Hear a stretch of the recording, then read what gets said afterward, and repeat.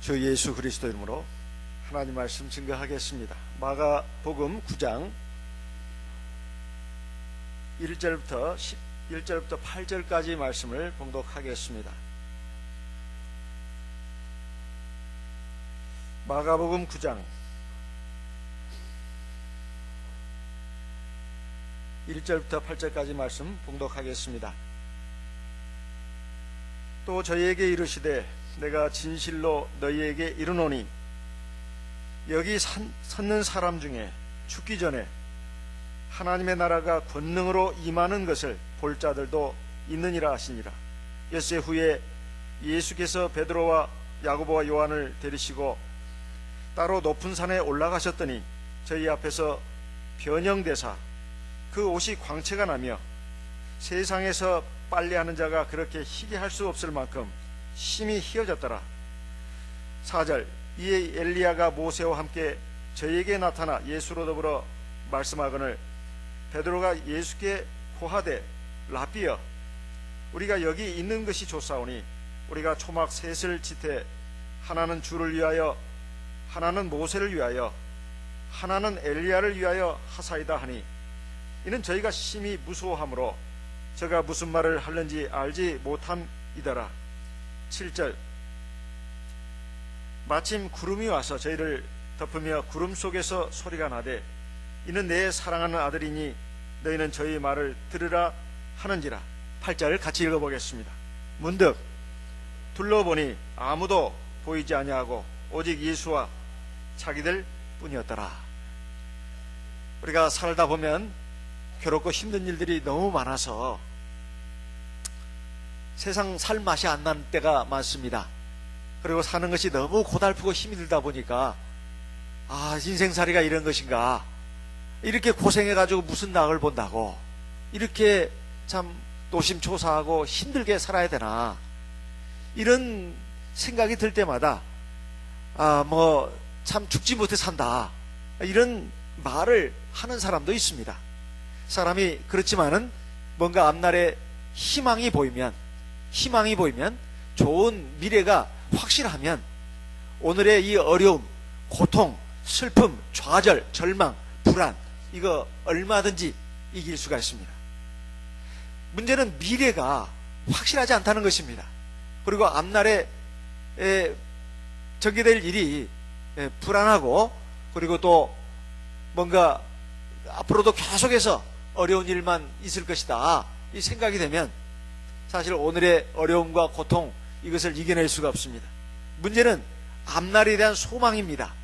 이 미래에 대한 그 전망이 밝고 희망차고 즐겁고 기쁜 것이 확실하다면 오늘의 고통과 어려움은 넉넉하게 이길 수가 있습니다.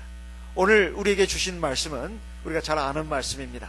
예수님께서 세 제자와 함께 산에 올라가셔가지고 기도를 하시는데 그때 일어난 일들입니다. 이것을 이름하여 변화산상의 사건이라고 합니다. 변화산상의 사건. 산이 변화했다는 말이 아닙니다.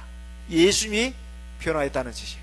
예수님이 용모가 아주 아름답게, 그리고 예수님이 입고 있던 옷이 그렇게 희게 할 수 없을 만큼 희게 변화됐다는 겁니다. 놀라운 것은 예수님이 이렇게 영광의 모습으로 변화된 것만이 아닙니다. 예수님보다 1500년 전에 살았던 모세, 그리고 예수님보다 900년 전에 살았던 엘리야가 그냥 떡하니 앞에 나타나 있는 것입니다. 그래야 예수님과 함께 대화를 하고 있는 거예요. 그때 베드로와 야고보 요한은 뭘 하고 있었느냐? 졸고 있었어요. 기도하러 산에 올라가서 기도를 해야 되지 졸고 있었다 이 말이에요. 그러다가 그냥 잠이 깨가지고 보니까 그 희왕찬란한 모습을 본 것입니다. 그래가지고 정신이 없어가지고 그냥 하는 말이, 엉겁결에 하는 말이, 주여 우리가 여기 있는 것이 좋습니다. 세상 걱정 근심이 싹 사라졌어요. 우리가 여기 있는 것이 뭐예요? 좋다는 거예요. 평생 이렇게 살고 싶습니다, 이런 말입니다. 자기 집 걱정도 없어요. 지금 베드로가 누굽니까? 예수님보다도 나이가 10몇 살은 더 많은 걸로 알려져 있습니다. 이미 결혼도 했어요. 처자식도 있습니다. 먹고 살 일도 있어요. 가장으로서 책임도 있습니다. 직장 일도 있습니다.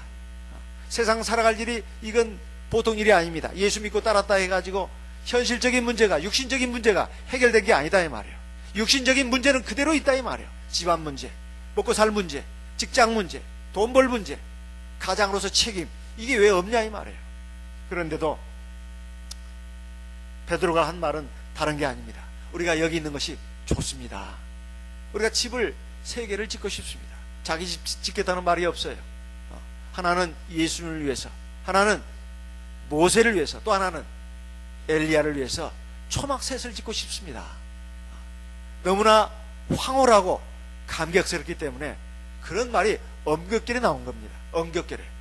그런데 왜 예수님께서 이런 일을 지금 제자들에게 체험하게 했을까요? 예수님께서 오늘 주신 말씀을 보면 이렇게 말씀했습니다. 또 저희에게 이르시되, 또 저희에게 이르시되, 또라는 말은 앞에 무슨 말을 했다는 것입니다. 그렇죠? 앞에 무슨 말을 했어요. 성경이라는 것은 원래 1장, 2장, 3장 나눠진 게 아닙니다. 마태복음이든 마가복음이든 누가복음이든 요한복음이든 할 것 없이 성경이 원래부터 1장, 2장, 1절, 2절, 3절 이렇게 나눠진 게 아니에요. 여기 마가복음은 마가가 성령의 감동을 힘입어서 썼습니다. 이건 9장이다, 이건 8장이다, 그게 아닙니다. 후세 사람들이 장과 절을 나눈 것이죠. 그러면 앞에 무슨 말을 했냐 이 말이에요. 앞에 예수님이 제자들에게 물었습니다. 사람들이 나를 누구라 하더냐? 그부터 물었어요. 그러니까 제자 중에 한 사람이 더러는 엘리야, 더러는 선지자 중에 한 사람이라고 하더이다. 그럼 너희는 나를 누구라고 생각하느냐? 제자들이 머뭇머뭇거리고 주저주저 했습니다. 뭐라고 답변을 해야 예수님 앞에 맞았다, 칭찬을 들을 것인가? 제자들이 다 망설이고 있는데 베드로가 용감하게 나섰죠. 주는 그리스도시요 살아계신 하나님의 아들이십니다. 그때 예수님이 뭐라고 했습니까? 칭찬을 했어요? 책망을 했어요? 칭찬했어요. 바요나 시몬아, 이것을 알게 한 것은 사람이 아니다. 하나님 아버지시다.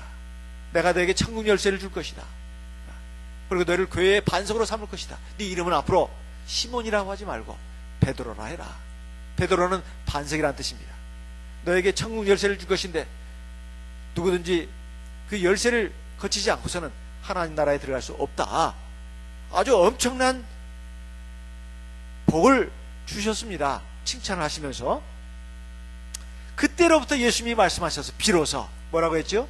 이제 내가 곧 장로들과 대제사장들과 서기관들에 붙들려 가지고 곤욕을 치르고 십자가에 달려서 죽을 것이다.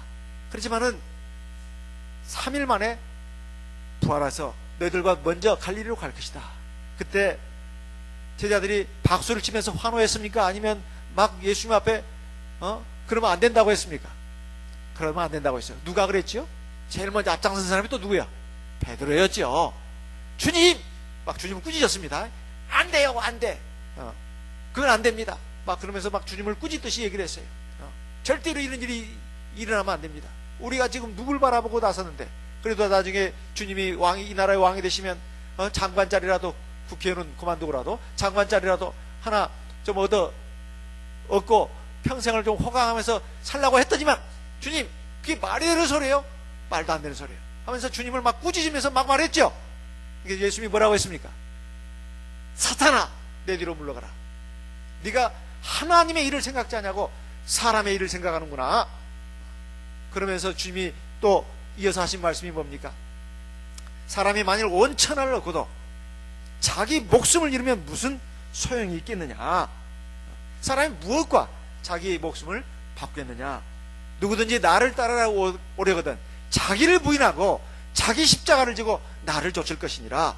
인자가 하나님의 영광으로 천사들과 함께 올 것인데 그날에는 각 사람의 행한 대로 갚을 것이다. 이렇게 말씀하셨어요. 이것이 마태복음 16장에도 있는 말씀입니다. 그리고 저 마태복음 17장에 와서 또 이 변화산 이 사건을 얘기하신 거예요. 여기 오늘 말씀도 마찬가지입니다. 오늘 우리가 마가복음 9장을 보는데 마가복음 8장에 그 말씀이 그대로 있어요. 지금 제가 한 말이. 그리고 누가복음 9장에도 있는 말씀입니다. 이 변화산 사건은 얼마나 중요한지 세 복음서에 걸쳐서 기록을 해놨다 이 말이에요. 그냥 뜬금없이 산에 올라가 가지고 예수님 용모가 바뀌고 옷이 하얗게 변하고 그리고 모세가 짜잔 하고 나타나고 엘리야가 짜잔 하고 나타나고 그래가지고 제자들 깜짝 놀래게 하고 이런 일이 일어나가지고 그냥 뭐 신기한 일이네. 그게 아닙니다. 앞에 주님께서 아주 중요한 말씀을 했어요. 예수님이 누군가 제대로 알고 있느냐 아느냐. 예수님을 믿고 따랐으면서도 지금 예수님이 이 말씀을 언제 하신 것이냐. 이제 곧 얼마 안 남았습니다. 십자가에 달려서 돌아가실 것을 앞두고 하신 거예요. 제자들과 함께 3년 반 동안이나 함께 동고동락했다고 했습니다. 사람이 3년 정도 배우면요, 이거 상당히 배운 거예요. 그것도 예수님한테 직접 배운 겁니다. 그러면 이 정도는 이제 알아야 되잖아요. 3년이 됐는데도 긴가민가 대체 뭐 때문에 예수님을 믿고 따르는지 그걸 주님이 다시 한번 확인을 해보고 싶었습니다. 그래가지고 예수님이 누군가 그에 대해서 제자들에게 단도직입적으로 물은 것이고, 이제 제대로 아니까 이제 내가 십자가에 달려서 죽을 것이다. 그렇지만 3일 만에 부활할 것이다. 그러니까 이 제자들이 그냥 막 벌떼처럼 일어난 거 아니겠어요? 그 선두에 선 사람이 바로 베드로였다 이 말이에요. 대체 왜 예수님을 믿는지, 왜 하나님에 대한 신앙을 갖고 있는지 그 목적이 분명하지 않았고 잘못되어 있다 이 말이에요. 그러니까 사탄이라는 앞에는 교회 반석으로 세운다 했고 천국 열쇠까지 주겠다고 했던 예수님이 그냥 완전히 바뀌어가지고 베드로를 갖다가 사단이라고 말했습니다. 너는 내 뒤로 물러가라. 너는 나를 넘어지게 하는 자라. 네가 하나님의 일을 생각하지 않냐고 사람의 일을 생각하는구나. 그러면서 자기 십자가를 지고 나를 쫓아야만 하나님 나라에 들어갈 수 있다고 하는 거, 그리고 영원한 생명과 영광을 얻을 수 있다고 하는 거, 상을 받을 수 있다고 하는 것을 얘기를 하시는데, 예수님이 이렇게 말씀하시고 보니까 아무리 옳은 말도 너무나 이것만 가지고는 안 되겠다 싶어가지고 주님이 덧붙여서 말씀하신 것이, 너희 중에 말이야 살아있는 동안에, 죽기 전에 하나님의 나라가 권능으로 임하는 것을 볼 자들이 있을 거야. 하나님의 나라가 권능으로 임하는 것을 육신적으로 살아있을 때, 죽기 전에 볼 자들이 있을 거라는 거예요. 그런데 그 세 사람들이 누구냐? 바로 예수님의 세 제자였습니다. 베드로, 야고보, 요한. 죽기 전에 하나님의 나라가 권능으로 임하는 것을 볼 자가 있겠다고 했는데, 바로 엿새 후에, 그 말씀을 하시고 나서 엿새 후에 예수님이 세 제자와 함께 기도하러 산으로 올라가셔가지고 이 광경을 보여주신 겁니다. 여러분, 하나님의 나라가 어떤 나라입니까? 하나님의 나라가 어떤 나라예요? 누구의 나라예요? 누구 나라? 하나님의 나라죠. 하나님의 나라 아닙니까? 그러니까 하나님이 있어야 되잖아요. 예수님이 바로 하나님인 것을 보여주셨다 이 말입니다. 그렇죠? 그리고 하나님의 나라는 죽음이 있어요, 없어요? 없어요. 여기에 변화산상에 나타난 사람이 모세와 엘리야라고 했습니다. 모세는 아까 말씀드렸습니다. 예수님보다도 1500년 전 사람이에요. 그리고 엘리야는 예수님보다도 900년 전 사람입니다. 이 사람들 죽었던 사람이 안 죽었던 사람들이에요. 이미 세상을 떠난 사람들입니다. 모세는 죽었고 엘리야는 죽음을 맛보지 않고 불술의 불병거를 타고 하늘로 올라간 사람 아니에요? 회리바람 타고? 어쨌든 이 세상에 더 이상 존재하지 않는 사람들입니다. 그런데 말이야, 떡하니 나타났다 이 말이에요. 그러니까 사람이 죽으면 죽는 것이 아니고 어딘가 가 있다고 하는 것을 알려준 사건입니다. 그렇죠? 사람은 죽으면 죽는 게 아니에요. 사람은 죽음으로 끝나는 게 아니다 이 말이에요. 부활이 있다고 하는 것을 보여준 것입니다. 이것을 갖다가 지금 하나님의 나라로 보여주신 거예요. 이것이 얼마나 놀라우면 베드로 사도가 나중에 훗날 이 일에 대해서 얘기를 했습니다. 베드로 후서 1장 13절을 보겠습니다. 베드로 후서 1장 베드로 후서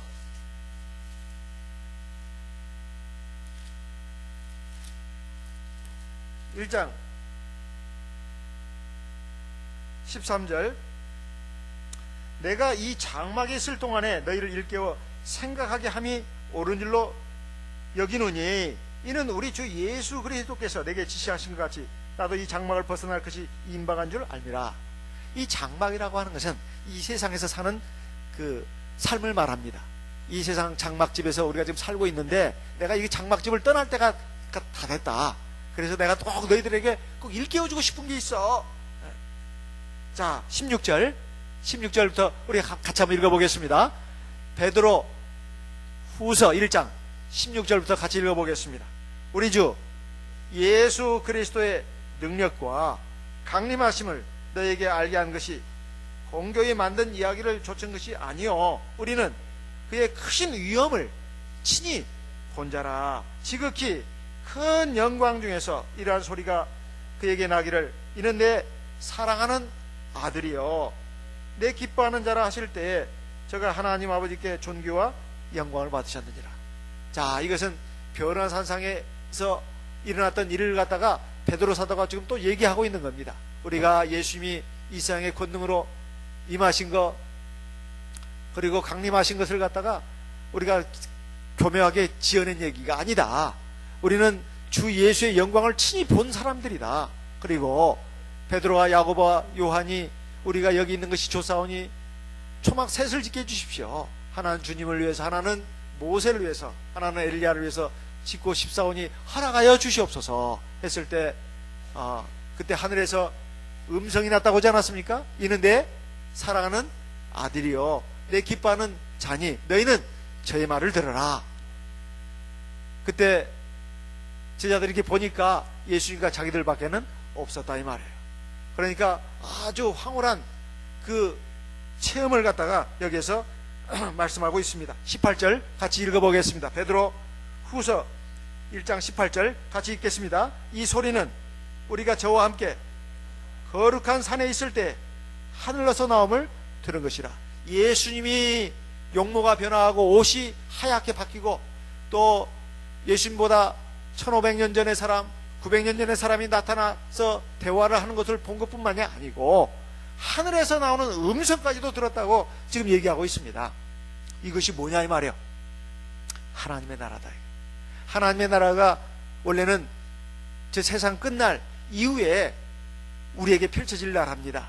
그런데 그 영광의 천국이 바로 예수님께서 권능으로 임하게 해가지고 예수님의 제자들 가운데 몇 사람이 체험하게 했다는 것입니다. 그럼 왜 이것을 체험하게 했느냐 이 말이에요. 이 변화산 사건이 일어나게 했고 이 공간복음에다가 기록을 했냐 이 말입니다. 그것은 이유가 있습니다. 첫째는 예수님이 말해요. 제자들을 보니까 이 육신으로 예수님이 제자들과 함께 있을 때는 그래도 의지가 됐습니다. 주님이 아주 신기한 일도 행하시고 오병이어의 기적도 행하시고 죽은 사람도 살리시고 여러 가지 막 하나님의 권능과 능력을 행하시니까 든든했어요. 든든했어. 근데 예수님이 곧 떠난다고 하니까 얼마나 황망하겠습니까? 예? 얼마나 참 불안하고 걱정이 되겠냐 이 말이에요. 이제 예수님 믿고 우리가 참 사는데 이거 예수님이 떠나고 나면 우리는 어떻게 하라고? 믿고 의지할 대상이 없어지는 것이니까 얼마나 걱정이 되겠냐 이 말이에요. 그래서 이 불안하고 어려운 세상을 어떻게 살라고 예수님께서 위로하시기 위해서 보여주신 것입니다. 위로하기 위해서, 그리고 격려하기 위해서. 또 아이고 하나님 나라 들어가려면 자기를 부인하고 자기 십자가를 지고 따르래. 아이고 우리는 고생이라면 지긋지긋하게 싫은데 생고생을 하면서 그냥 눈물 흘려가면서 그렇게 주님을 믿고 따르라고요? 아니요, 우리는 그러고 싶지 않아요. 편안하게 먹고 살면서 그리고 모든 일이 다 순조롭고 기쁘고 즐거운 일만 있으면서 아주 희낙낙거리면서 행복이 겨워서 그냥 좋아서 죽겠어. 이렇게 사는 인생을 살면서 그러면서 예수 믿다가 하나님 나라로 들어가고 싶은데 주님은 말씀하시기를 누구든지 나를 따라오거든 자기를 부인하고 자기 십자가를 지고 나를 따르라고 하니 아이고 이거 정말로 너무나 부담스러운 말씀이요. 그래서 이것을 하려면 항상 뭐가 있어야 됩니까? 앞에 대가가 있어야 되잖아요. 고생을 해도 아무 희망도 없고 보람도 없는 고생은 뭐라고 그래요? 헛고생이라고 합니다. 그렇죠? 헛고생이라고 그래요. 이렇게 고생해서 뭐하나? 이렇게 참 힘들고 슬프고 괴로운 인생 살아서 뭐하나? 아무 앞으로 낙이 없는데 내가 무슨 낙을 보자고 이 고생을 하나, 이렇게 세상 사람들 많이 말하지 않습니까? 우리 하나님 있는 백성 가운데도 그렇게 말하는 사람들이 있습니다. 왜냐하면 너무 힘드니까, 사는 것이 너무 괴로우니까, 불안하고 너무 때때로서는 억울하니까 살다 보면 그런 말이 나온다 이 말이에요. 사람이 약하다 보니까. 그래서 그것을 위로하고 격려하기 위해서 주님께서 이 변화산 사건을 보여주신 것입니다. 하나님 나라가 있다. 그리고 너희가 구주로 믿는 나 예수가 바로 하나님이다. 이것을 보여주기 위해서 이걸 체험하게 하는 것입니다. 사람은 죽으면 끝나는 게 아니다. 모세를 봐라, 엘리야를 봐라. 나보다도 1500년 전 사람, 900년 전 사람이지만 지금 이렇게 멀쩡하게 살아있지 않냐. 그리고 이렇게 나와 함께 지금 대화를 나누고 있지 않냐. 너희들 그래서 똑바로 알아야 돼. 이 세상이 전부가 아니야. 100년도 살기 힘든 인생을 가지고 말이야. 짧고 험한 인생을 가지고 그렇게 뭐가 그냥 뭐 거기다가 꼬라박고 말이지. 그 집착하고 욕심부리고 미워하고 시기하고 질투하고 절망하고 좌절하고 분노하고 원망하고 시기 질투하고 미워하면서 그렇게 악다고 있으면서 살고, 그게 안 되면은 그냥 주저앉아가지고 엉엉 펑펑 울기나 했었지, 짜증이나 했었지. 그런 인생 살지 마. 그런 인생 살지 마. 하나님의 나라가 있어. 이것을 보여주기 위해서 주님께서 이 변화사 사건을 제자들에게 체험하게 하신 겁니다. 우리가 하나님을 믿는다 하면서도 사실은 상당히 삶에 대해서 집착을 하고 욕심을 부리고 또 그 가운데서 만족이 안 되고 힘겨운 세상살이다 보니까 우울하고 불안하고 초조하고 근심 걱정에 휩싸여가지고 살 때가 얼마나 많이 있냐 이 말이에요. 이것을 이기는 것이 뭐겠습니까? 바로 앞날에 대한 그 소망이, 그것이 사람이 교묘하게 꾸며낸 얘기가 아니고 진짜다, 진짜다, 확실하게 이루어진다, 틀림없어. 이것을 우리가 확실히 믿어야 이게 가능한 일이 아니겠습니까? 그래서 낙심하고 있는 제자들, 불안에 떨고 있는 제자들을 위로하고 격려하기 위해서 주님께서 이러한 일이 일어나겠다는 겁니다. 그리고 두 번째로는 제자들에게 주 예수에 대한 확실한 확고한 믿음과 그리고 천국에 대한 확실한 소망을 갖도록 하기 위해서입니다.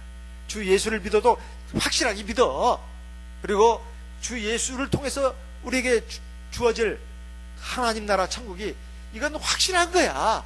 거기에 대한 확고한 소망을 가지라고 이 변화산 사건이 일어나게 하는 겁니다. 세 번째는 뭡니까? 그렇다면 우리가 이 세상을 어떻게 살아야 될 것인가? 어떻게 살아야 될 것인가? 삶의 자세를 바로 세우기 위해서 그렇게 하신 겁니다. 100년도 살기 힘든 세상에서 그렇게 썩어질 음식을 위해서, 썩어질 것들을 위해서 그렇게 막 욕심부리고 또 잘못 살고 그래서는 안 된다는 겁니다. 정말 하나님의 백성답게 자녀답게 믿음으로 하나님 말씀을 따라서 그것을 인내하면서 모든 걸 이기면서 살아야 된다는 거예요. 그러면 이 천국이 분명하게 주어진다는 것을 우리에게 확신하도록 하기 위해서, 그 제자들뿐만 아니라 우리들, 주님의 제자된 오늘날 우리들까지도 확신하도록 하기 위해서 이 일을 일어나게 한 것입니다. 자, 예수님께서 이렇게 엿새 후에 예수님께서 제자들 셋을 데리고 변화산성에 올라가셨다고 했는데, 첫째는 그 변형됐다고 나옵니다. 변형됐다. 마가복음 9장 2절에 보니까 변형이 됐다. 변형이 됐다. 변형이 뭐지요? 변형이 용모가 바뀌었다는 뜻이에요. 누가복음에 있는 말씀을 또 한번 보겠습니다. 누가복음 9장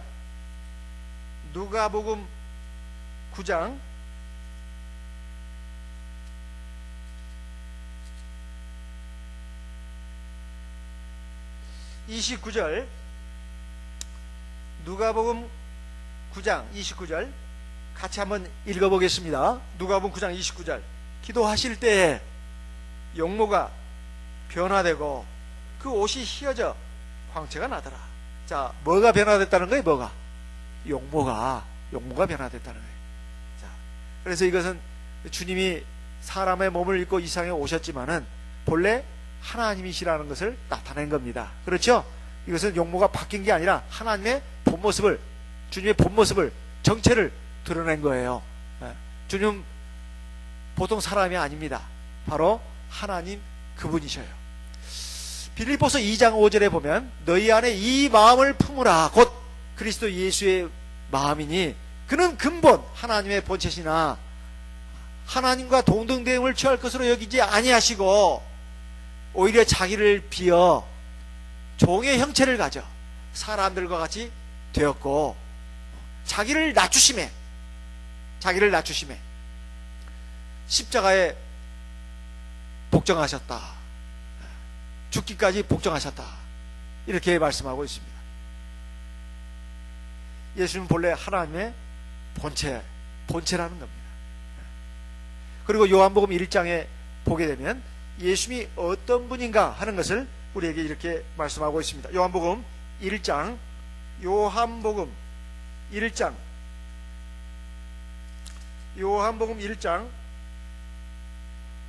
14절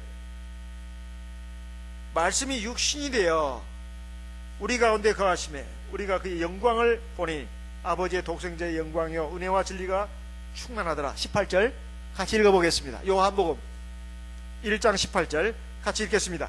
본래 하나님을 본 사람이 없으되 아버지 품속에 있는 독생하신 하나님이 나타나셨습니다. 독생은 뭐예요? 홀로 살아계신 하나님이 우리한테 나타나셨는데 그분이 바로 주 예수 그리스도입니다. 그러니까 예수님이 자기 모습을 바꿨다 이렇게 성경에는 나와 있지만 사실은 자기 본 모습을 드러낸 거예요. 아주 영광의 하나님의 모습을 드러낸 것입니다. 이것은 뿐만 아니라 우리들도 마찬가지입니다. 우리들도 장차 하나님 나라에 들어가면 우리도 영광의 몸으로 변화가 되는 거예요. 영광의 몸으로 변화가 됩니다. 고린도전서 15장 42절 말씀 읽어보겠습니다. 고린도전서 15장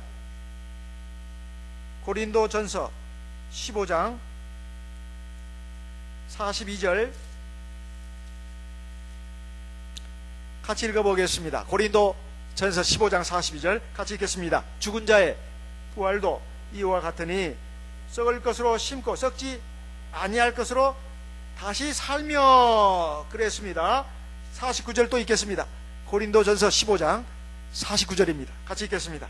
우리가 흙에 속한 자의 형상을 입은 것 같이 또한 하늘에 속한 자의 형상을 입으리라. 우리가 흙에 속한 자의 형상을 입은 것 같이. 흙에 속한 자가 누구예요? 흙에 속한 자가 아담이요. 아담. 우리가 아담 흙으로 만들었잖아요. 그렇죠? 우리가 흙으로 지어진 존재니까 죽으면 뭐가 돼요? 우리가 죽으면 흙이 됐잖아요. 그렇게 되지 않는다는 거예요. 어떻게 된다는 거예요? 이제 하나님처럼 영원히 살 수 있는 존재가 된다는 겁니다. 하늘에 속한 자 예수 그리스도입니다. 예수 그리스도의 형상을 입게 된다는 거예요. 51절 같이 읽습니다. 이 중요한 구절입니다. 고린도전서 15장 51절 같이 읽겠습니다.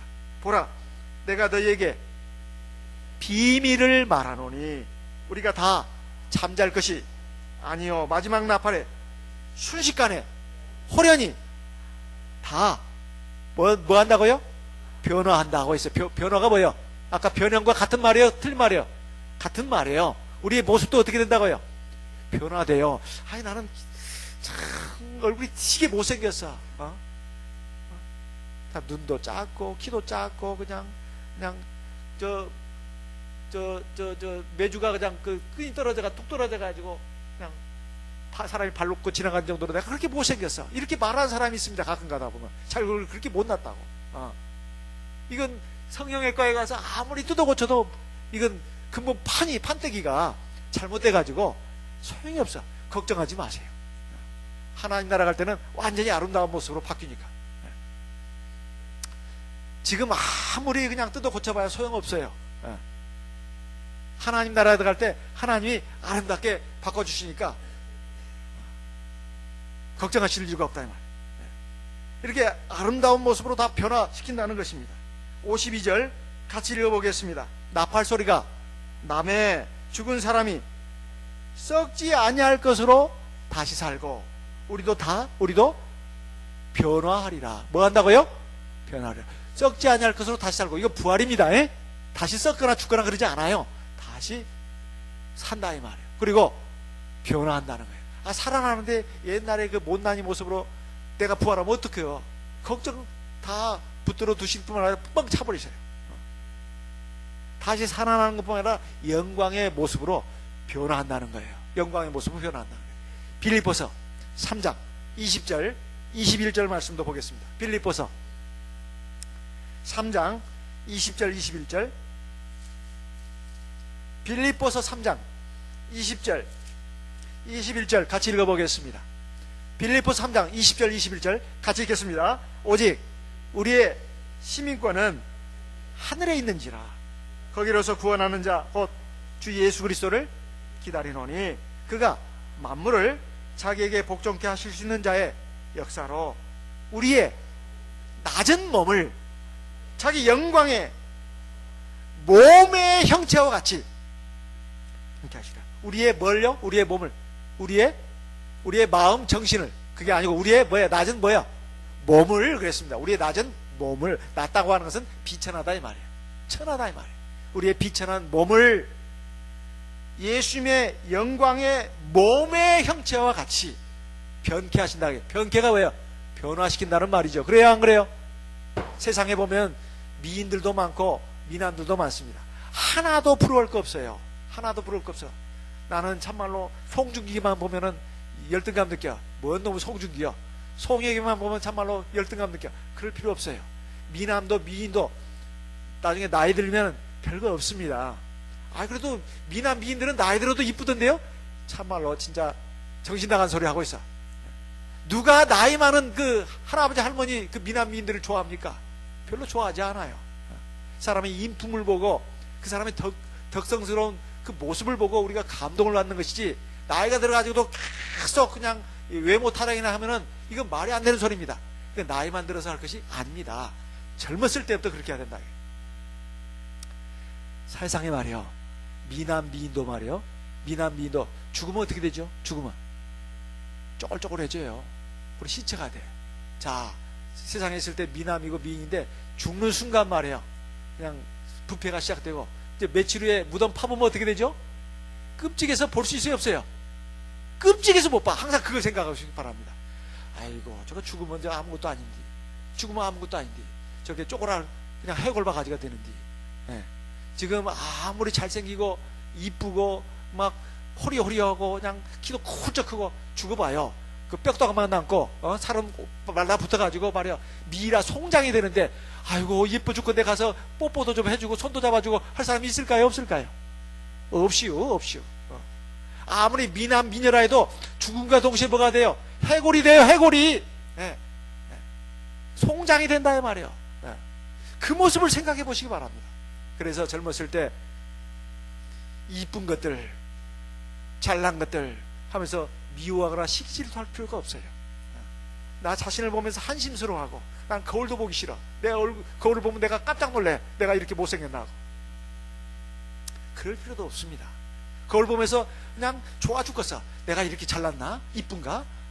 그것도 미친 짓입니다. 그것도 미친 짓이에요.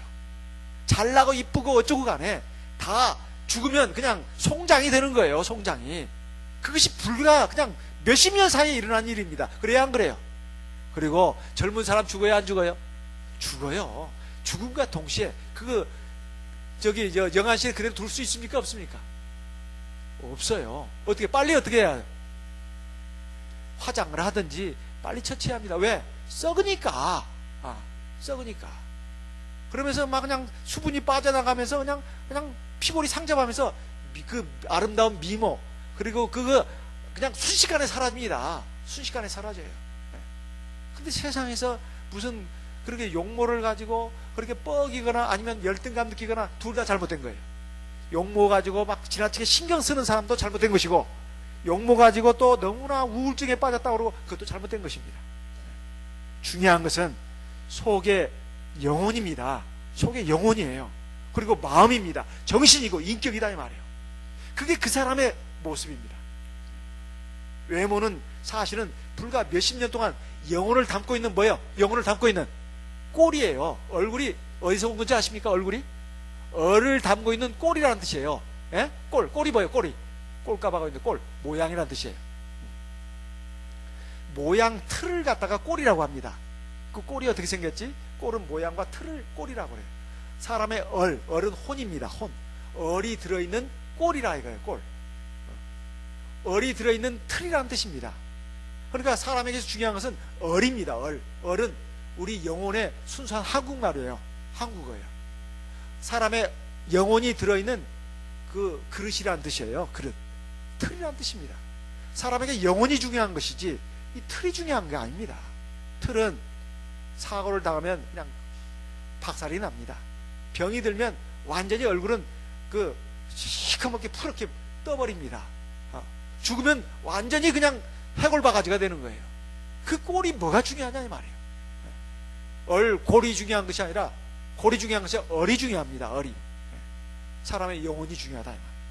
사람이 나이가 들면 머리도 빠지고 피부도 탄력을 잃고 그리고 점점점 기미가 끼고 주근기가 끼고 그 다음 주름이 생기고 참 갈수록 이게 노화 현상이 일어납니다. 사람이 나이가 30살 25세부터는 노화가 시작된다고 하지 않습니까? 그래서 20대하고 30대도 벌써 얼굴이 틀립니다. 보면 아무리 사람이 뜯어 고친다 해도 그 나이를 속일 수가 없어요. 그리고 뒷모습만 봐도 압니다. 보통 상상 사람들이 다 흔히 하는 말입니다. 그러니까 그런데 우리가 너무 연연할 필요가 없다 이 말이에요.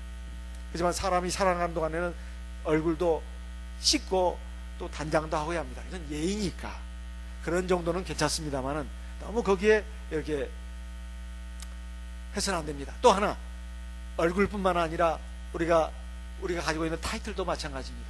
세상에서 얼마나 많이 배웠는가, 얼마나 많이 돈을 벌었는가, 얼마나 세상에서 내가 출세했는가, 어떤 직위를 가졌는가, 이것도 다 타이틀에 불과합니다. 이것도 다 없어지는 것이다 이 말이에요. 그러니까 중요한 것은 우리가 하나님 나라에 갈 때 우리 몸이 썩지 않을 몸으로 부활하는 것이고 우리의 지금 낮은 몸, 비천한 몸이 영광의 몸으로 변화된다는 것입니다. 우리가 이러한 것을 확실하게 믿어야 된다 이 말이에요. 그리고 예수님의 옷이 빨래하는 자가 그렇게 희귀할 수 없을 만큼 아주 희어졌다고 말씀하고 있습니다. 빨래하는 자가 그렇게 희귀할 수만큼 희어졌다고 되어 있어요. 우리도 하나님 나라에 들어가면 흰 옷을 입습니다. 하나님 나라에 들어가는 사람만이 흰 옷을 입어요. 계시록 3장에 있는 말씀 읽어보겠습니다. 계시록 3장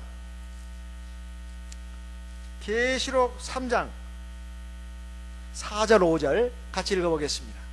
계시록 3장 4절 5절 말씀을 같이 읽어보겠습니다. 그러나 사대에 그 옷을 더럽히지 아니한 자 몇 명이 내게 있어 흰옷을 입고 나와 함께 다니리니 그들은 합당한 자인 연고라. 5절 이기는 자는 이와 같이 흰옷을 입을 것이요 내가 그 이름을 생명책에서 반드시 흐리지 아니하고 그 이름을 내 아버지 앞과 그 천사들 앞에서 시인하리라. 이건 이 세상에 있는 흰옷이 아니에요. 아이고 성경에 흰옷이 있으니까 나 이제 앞으로 검정 옷은 안 입을려. 흰옷만 입을 거야. 그래가지고 그냥 누구 패션 디자이너처럼 흰옷만 입고 막 다녀요. 흰 저고리에다가 흰 바지에다가 백구두에다가 이렇게 그냥 다니라는 말일까요? 그게 아니에요. 이것은 승리자가 이 세상에서 자기 육신의 정욕과 마귀의 시험과 죄악의 시험을 이기고 이 세상의 고난과 시련도 이기고 하나님 말씀에 순종해가지고 믿음을 끝까지 지킨 자, 이런 사람이 하나님 나라에 들어가게 된다는 것을 상징적으로 말하는 것입니다. 그 나라에 들어가서 정말 흰옷을 입는다고 했는데 이 흰옷은 바로 승리자가 입는 그런 것을 말하는 것이고 하나님 나라를 우리에게 주시겠다는 그런 약속입니다. 예수님의 모습이 용모만 변한 것이 아니라 그 옷이 하얗게 바뀌었는데 빨래하는 자가 희귀해도 그렇게 희귀할 수 없다, 이렇게 말씀하고 있습니다. 그러니까 이것은 하나님 나라에 들어가는 사람만이 입을 수 있는 옷입니다. 우리도 그런 옷을 입게 된다는 거예요. 그런 보증으로서 우리에게 뭘 주셨느냐? 성령을 주셨다고 또한 말씀하고 있습니다. 고린도 후서 5장 1절 보겠습니다. 고린도 후서 5장 1절. 고린도 후서 5장 1절 말씀 같이 읽어보겠습니다. 고린도 후서 5장 1절.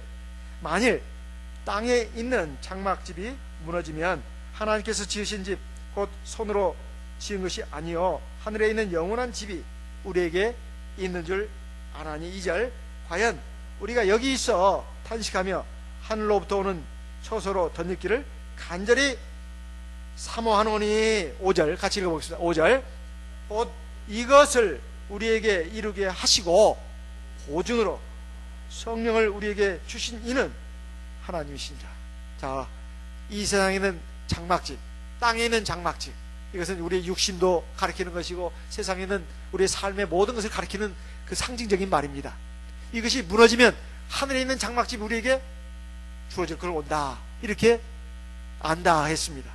이것을 보증으로 우리에게 약속하신 그런 하나님께서 우리에게 뭘 주셨냐면은 성령을 주셨다, 이렇게 말씀하고 있습니다. 그러니까 우리에게 주신 성령은 바로 우리가 하나님 나라에 들어가는 증표입니다. 이거 확실한 증명서예요. 그러니까 우리가 하나님 앞에 나와서 주 예수 그리스도를 믿고 물세례를 받아서 죄사함 받고 하나님의 자녀라고 하는 그 증표로서 성령을 주셨다고 하는 것은 바로 우리가 하나님 나라에 들어갈 약속의 증표를 받은 것입니다. 그렇지만 이것을 잃어버리면 안 됩니다. 우리가 세상을 살면서 예수 믿음과 하나님의 계명을 끝까지 인내로서 지킨 자만이 성령이 함께 해가지고 우리 하나님 나라에 들어갈 때 그 성령이 우리에게 약속의 증표로서 그것을 우리에게 주시는 것입니다. 그래서 우리가 이 변화산 사건을 우리 주님께서 우리에게 주신 것은 바로 그러한 일이 예수님 그것을 자기 정체를 드러내는 것으로 끝나지 않고 우리에게도 이루어질 것이라고 하는 것을 미리 보여주신 것이다 하는 것입니다. 그리고 모세와 엘리야와 더불어서 말을 했다고 나옵니다. 대체 무슨 말을 했는가? 그것이 누가복음 9장에 나와 있습니다. 누가복음 9장 같이 한번 보겠습니다. 누가복음 9장 30절 31절 대체 무슨 얘기를 나눴는가 같이 한번 보겠습니다. 누가복음 9장 30절 31절 말씀입니다. 문득 두 사람이 예수와 함께 말하니 이는 모세와 엘리야라. 영광 중에 나타나서 장차 예수께서 예루살렘에서 결세하실 것을 말씀할 때, 자, 지금 영광 가운데 나타나가지고 지금 서로 안부 인사 나누는 게 아닙니다. 아유 모세야, 아이고 엘리야야, 그동안 잘 지냈니? 네, 저희들 잘 지내세요. 예수님 욕보십니다. 수고 많으시네요. 이 세상에 이런 멍청한 놈들하고 가르치고 데리고 다니려면 얼마나 속도 많이 상하겠어요. 그런 얘기 나누는 게 아닙니다. 지금 하늘나라는 요즘 어떠냐? 아, 주님도 아시면서 왜 그걸 우리한테 물으셔요? 그런 얘기 나누는 거 아닙니다. 주님 욕보십니다. 욕보셔요. 그런 얘기 나누는 것도 아니에요. 지금 뭔 얘기를 나눴다고 했죠? 대화의 주제가 뭡니까? 예? 장차 예수님께서 예루살렘에서 뭐요? 별세하실 것을 얘기했다. 별세가 뭐죠? 세상 떠나는 거죠. 어떻게 별세라는 겁니까? 십자가에서 달려가지고 어떻게 해요? 주는 거. 이것을 얘기했다는 거예요. 주제는 십자가에 못 박혀 주는 것입니다. 그걸 지금 얘기를 나눴다는 거예요. 대화의 주제가 다른 게 아닙니다. 예수님이 이 세상에 오신 목적이 뭡니까? 바로 우리를 구원하기 위해서 오셨어요. 우리를 어떻게 구원하시겠다는 거예요? 우리 죄 문제를 해결해 줘야 되지 않습니까? 우리가 죄 때문에 영원한 생명에서 벌어졌고 영원한 고통과 영원한 절망과 영원한 슬픔 가운데 우리가 놓이게 돼 있다 이 말이에요. 그리고 나중에 결국은 영원한 지옥불에 떨어질 수밖에 없는 우리 가련한 인생들을 구원하기 위해서 하나님께서 사람의 몸을 입으시고 이 땅에 오셨는데 바로 주 예수입니다 이 말이에요. 예수님은 이 세상에 뭐 땀시 오셨는가? 바로 죽으시기 위해 오셨다 이 말이에요. 죽으시기 위해서 우리의 죄값을 십자가에서 갚으시고 우리로 하여금 하나님 나라에 들어갈 수 있는 길을 열어놓기 위해서 오셨다는 것입니다. 그러니까 지금 이 주제를 얘기하고 있는 거예요. 지금 영광 중에 고난을 얘기하고 있는 겁니다. 영광 중에 죽음을 얘기하고 있는 거예요. 우리가 하나님 믿으면 모든 것이 순조롭게 잘 되고 모든 것이 형통하고 행복하고 즐거워야 되는데 우리가 세상을 살면서도 힘이 들고 고통스럽다. 참 그래서 참 하나님 믿는 것이 너무나 괴롭다, 슬프다, 이렇게 말하는 분들이 많이 있습니다. 하지만 주님께서는 지금 다른 걸 말씀하신 것이 아닙니다. 바로 우리의 고난에 대해서 말씀을 하신 것이다. 주님이 당신의 고난을 얘기하면서 우리도 그 고난을 받을 것을 지금 받아야 된다고 하는 것을 얘기를 하셨다, 이 말입니다. 사도행전 14장 22절에 있는 말씀 같이 읽어보겠습니다. 사도행전 14장 22절, 사도행전 14장 22절 같이 읽어보겠습니다. 사도행전 14장 22절입니다.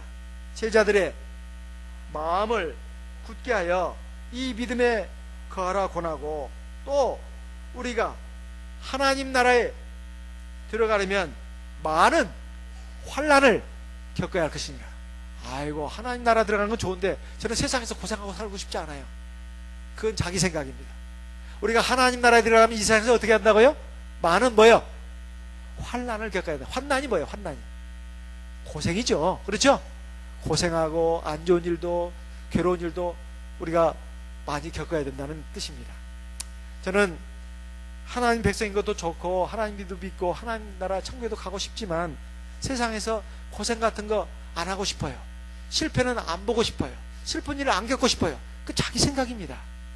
그러면 그 사람 말은 지금 거짓말을 하고 있거나, 아니면 저는 천국은 나중에 하는 것이고 지금 당장 내 앞에 삶이 내가 원하는 대로 좀 됐으면 좋겠어요. 그런 사람이 세상에 얼마나 있을까요? 하나님 믿지 않는 세상 사람들도 세상 살아 가운데서 즐거운 일, 기쁜 일은 10%도 안 되고, 괴롭고 슬픈 일, 또 아주 힘든 일들이 90% 이상이라고 합니다. 마치 대나무와 같다는 거예요. 대나무가 어떻게 돼 있어요? 긴 마디, 그리고 짧은 매듭, 긴 마디, 짧은 매듭, 긴 마디, 짧은 매듭, 그렇게 해서 대나무가 끝나지 않습니까? 우리 삶도 기쁘고 즐거운 일이 없지는 않습니다. 하지만 괴롭고 힘든 일들이 훨씬 더 비중이 크다, 이 말이에요. 왜 하나님이 우리 인생들을 그렇게 하셨냐, 이 말입니다. 만약에 말입니다, 세상살이가 마냥 즐겁고 행복하고 아무 근심 걱정도 없다면 미쳤어요? 하나님 나라를 사모하게? 이 세상이 좋은데 안 죽으려고 다 발버둥을 칠 겁니다. 왜 이 세상을 왜 우리가 떠나야 돼? 이렇게 살기 좋은데 하면서 그냥 세상 사는 것에 그냥 만족하고 거기에 푹 빠져가지고 온갖 죄짓 많이 짓고 죄짓다가 죄 가운데 살다가 그렇게 살 겁니다. 하지만 우리가 세상에 소망을 두지 말고 세상에 빠지지 말고 세상의 죄악 가운데 사로잡히지 말라고 하나님께서 우리에게 힘들고 괴롭고 어려운 것들을 더 많이 주십니다. 그리고 기쁘고 즐거우고 보람찬 일들을 조금씩 중간중간 주시는 거예요. 그러지 않습니까? 나중에 되면 나이 들고 병 들고 결국 이제 숨을 헐떡거리다가 세상 떠나잖아요. 죽을 때쯤 되세야 철이 들 인생이 아니라 젊었을 때부터 빨리 인생의 실상을 깨달아야 합니다. 그리고 늙어서도 절대 늦은 게 아닙니다. 나이가 들어도 철이 안 드는 분들도 세상에 많습니다. 나이가 들어도 세상 살 날이 얼마 남지 않았는데도 철 안 드는 사람도 많아요, 세상에는. 근데 우리 하나님 백성들이 그래서야 쓰겠습니까? 우리 하나님 백성들은 빨리빨리 인생의 실상에 대해서 깨달아야 합니다. 그리고 인생의 종말도 빨리 깨달아야 됩니다. 그리고 영원한 하나님 나라가 우리에게 펼쳐질 것을 바라봐야 합니다. 그래서 우리에게 이러한 일을 겪게 하신 겁니다. 우리가 전에도 들었습니다. 서천에 어떤 모치님이 참 장로교에서 집사 권사까지 하시다가, 그런데 남편으로부터 엄청 핍박도 하고 막 엄청 두드러 맞고 그렇게 했던 사람입니다. 근데 우리 교회 전도를 받고 우리 참전식에 들어와서 평신도가 됐습니다. 일반교에서 집사했던 분이 우리 교회 와서 평신도가 됐어요. 그래가지고 아주 몇십 년간 신앙생활을 하셨는데 남편으로부터 핍박이 보통 핍박이 아니었어요. 그래가지고 자기 아들 하나, 자기 자녀들이 여럿이 있는데 그 중에 한 아들만 우리 교회 와서 세례받게 하고 성령받게 했습니다. 근데 이분이 돌아가시게 됐어요. 담임 목자님이 성도들과 함께 이제 갔습니다. 갔는데 돌아가셨다는 소식 듣고 갔어요. 갔더니 이 모친이 살아난 거예요. 근데 살아나가지고 하신 말씀이 뭐라고 했죠? 네? 모친이 살아나가지고 돌아가신 분이에요. 살아나가지고 뭐라고 했습니까? 내가 왜 여기 또 왔지? 그러더랍니다. 그러니까 이미 하나님의 낙원에 가 있다가 가서 보니까 너무 좋은 거예요. 근데 내가 왜 살아났냐 이 말이에요. 이 고달프고 어려운 세상에 내가 왜 살아났냐 이 말이에요. 그러더니 자기 옆에 있는 그 아들을 보고 너 예수 잘 믿고 교회 잘 다녀라. 그리고는 숨을 또 거두셨답니다. 내가 여기 왜 또 왔지? 그 말은 이 세상에 좋다는 거예요? 안 좋다는 거예요? 이 세상보다도 저 하나님 나라가 더 좋다는 것입니다. 좋다는 거예요. 바로 그것을 우리에게 보여주신 것입니다. 주님께서 우리에게 이 변호사 사건을 보여주신 것은 바로 천국에 대한 소망을 가지고 이 세상에 그 어떤 화려한 그런 동영상에 빠져들지 말라는 거예요. 그것은 꿈처럼 지나가는 것들이다. 신기루 환상에 불과하다는 거예요. 진짜 실체는 그 뒤에 곧 온다는 것입니다. 그리고 또 하나, 이 세상에 살면서 어떤 어려운 일이 있고 억울한 일이 있고 고통스러운 일이 있더라도 믿음으로 그것을 다 이겨내라는 것입니다. 이겨내라는 거예요. 그 어려운 일이 있을 때 막 좌절하고 슬퍼하고 힘든 일이 있을 때 나는 진짜 하나님 나 안 믿겠어. 하나님 나라가 뭐야? 난 지금 힘들어 죽겠어. 그리고 하나님 믿는 이 신앙을 버리고 세상으로 흘러가 버린다거나 뒤로 다 자빠진다거나 그래서는 안 된다는 것입니다. 어떤 어려운 일이 있더라도 그걸 다 이겨내야 된다는 거예요. 눈앞에 펼쳐지는 현실이 내 기대대로 안 된다 하더라도 좌절하지 말라는 겁니다. 불안해하지 말고 원망하지 말고 원통해하지 말라는 거예요. 그것은 잠시 지나가는 것에 불과하다는 것입니다. 그것을 이길 수 있는 믿음을 갖도록 하기 위해서 이 변화사 사건을 보여주신 것입니다. 사람이 앞으로 올 날을 바로 바라봐야 합니다. 사람이라는 것은요, 과거와 현재와 미래 속에서 산다고 합니다. 그런데 어리석은 사람들은 늘 과거를 생각해요. 옛날을. 근데 이미 죽어버렸어요. 왜 옛날 내가 잘했던 거 그거 붙들고 있으면 안 됩니다. 내가 왕년에는 이렇고 그것도 안 됩니다. 또 왕년에 내가 고통받았고 슬펐던 거 그것도 그 집착하면 안 됩니다. 그리고 미래, 이것은 아직 오지도 않았어요. 근데 미래에 사는 사람들은 이 공상가들입니다. 지금 내게 주어진 현실, 현재가 하나님이 나에게 주어진 시간입니다. 이 현재 내가 하나님 앞에서 믿음으로 살고 하나님 앞에서 강건하게 서야 합니다. 그렇게 살 때 하나님의 나라가 우리에게 주어지는 것입니다. 어떤 분이 이런 기도를 했습니다. 그분은 병중에 있는 어떤 환자인데요, 이런 기도를 했어요. 주님, 저는 출세를 위해서 주님께 건강과 힘을 구했습니다.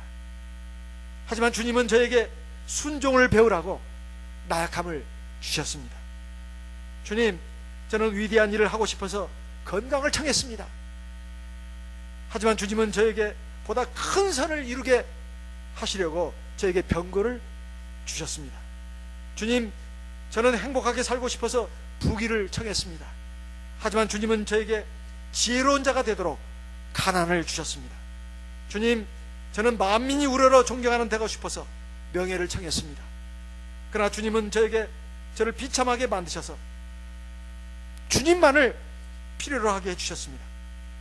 주님, 저는 홀로 있기가 외로워서 우정을 청했습니다만 주님은 세상의 형제들을 사랑하라고 저에게 넓은 마음을 주셨습니다. 주님, 저는 당신께 나의 삶을 즐겁게 하기 위해서 모든 것을 청했습니다. 하지만 주님은 모든 사람을 즐겁게 해줘야 되는 삶의 길을 저에게 주셨습니다. 제가 주님께 청한 것은 한 가지도 받지 못했습니다. 하지만 주님은 저에게 바라시는 모든 것을 주셨습니다. 주님 감사합니다. 참, 이 얼마나 참 감동적인 기도입니까? 우리가 세상을 살면서 대체 우리가 믿는 믿음의 목적을 어디다 둬야 되는가, 이것을 깨우치게 하고 우리를 돌아보게 하는 그런 기도가 아니겠습니까? 우리가 하나님 앞에서 내가 지금 바로 서 있는가, 그리고 내가 정말 하나님과 하나님 나라에다 소망을 두면서 이 세상을 살고 있는가, 그렇지 않은가 한번 돌아볼 일입니다. 우리 이 시간 주시는 말씀을 마음에 새기면서 하나님께 기도하겠습니다. 우리 하나님과 하나님 나라를 바라보면서 이 세상을 믿음으로 하나님 말씀을 따라 살게 하여 주시옵소서. 장차 우리가 맞이할 영광스러운 그 모습, 그 나라를 소망하면서 이 세상을 이길 수 있는 힘을 주시옵소서. 우리 다 같이 믿음으로 성령을 의지해서 기도하겠습니다. 다 같이 기도하겠습니다.